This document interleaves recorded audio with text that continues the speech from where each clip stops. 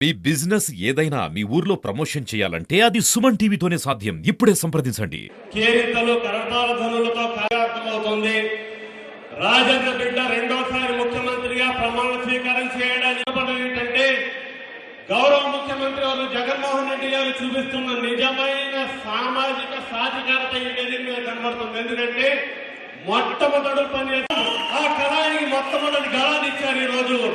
ఈ రోజు మన రాజమండ్రి నుంచి సిటీ అభ్యర్థిగా వస్తున్నటువంటి మా అన్న గౌరవ పార్లమెంట్ సభ్యులు మార్గని భరతరామ్ గారు, అలాగే ఢిల్లీలో నిన్నటి జరిగిన ఉగాది పండుగకు రేపు తెల్లవారితే రాబోతున్న రంజాన్ పండుగకు మధ్యలో మనందరినీ ఏకం చేసే కార్యకర్తల నిజమైన పండుగ ఈ రోజు తీసుకొచ్చినందుకు మార్గని భరతరామ్ గారి హృదయం.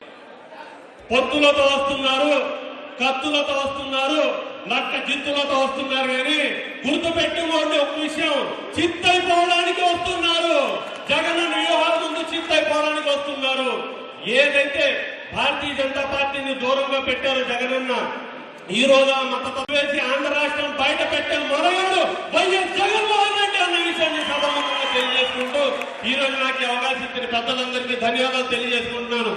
ఇవాళ ఎవరి గురించి పొత్తు పెట్టుకుంటున్నాడంటే ప్రజల గురించా? 2014లో ఇదే కూటమి కదా ఏం చేశాడు? విశాఖ స్టీల్ ప్లాంట్ ప్రైవేటైజేషన్ చేయకుండా ఆపగలిగేదా?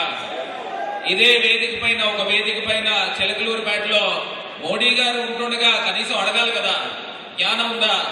ప్రజల గురించి పొత్తు పెట్టుకుంటారని చెప్తా ఉన్నాడు. ఆయన మాట్లాడే మాటలు ఏంటనేది ఇవాళ క్లియర్ గా అర్థమవుతా ఉన్నాయి. రాష్ట్ర ప్రజలందరూ కూడా గమనించాలి ఇవన్నీ కూడా.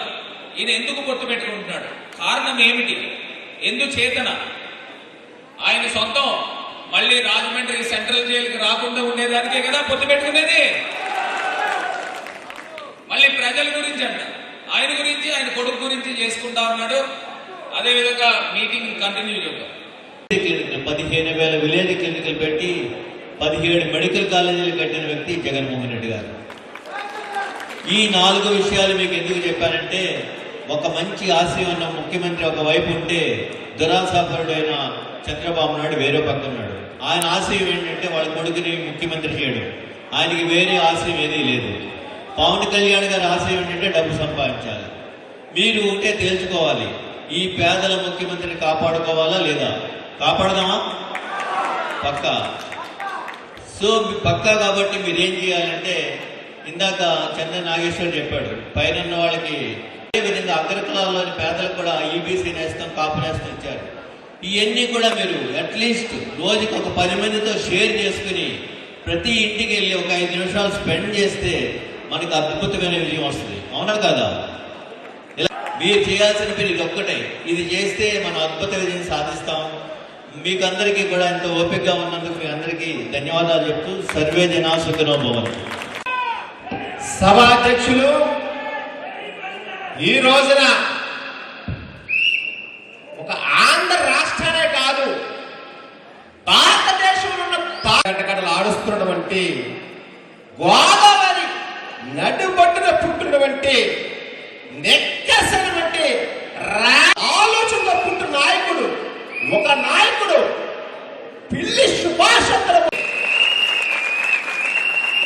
ఈ 2 పులులు కూడా రాష్ట్రంలో ప్రత్యేకమైన గుర్తింపు కలిగిన వ్యక్తులు అందరూ కూడా వేదిక మీద ఉన్నటువంటి పెద్దలు పిల్లి సుభాష్ చంద్రబోస్ గారు,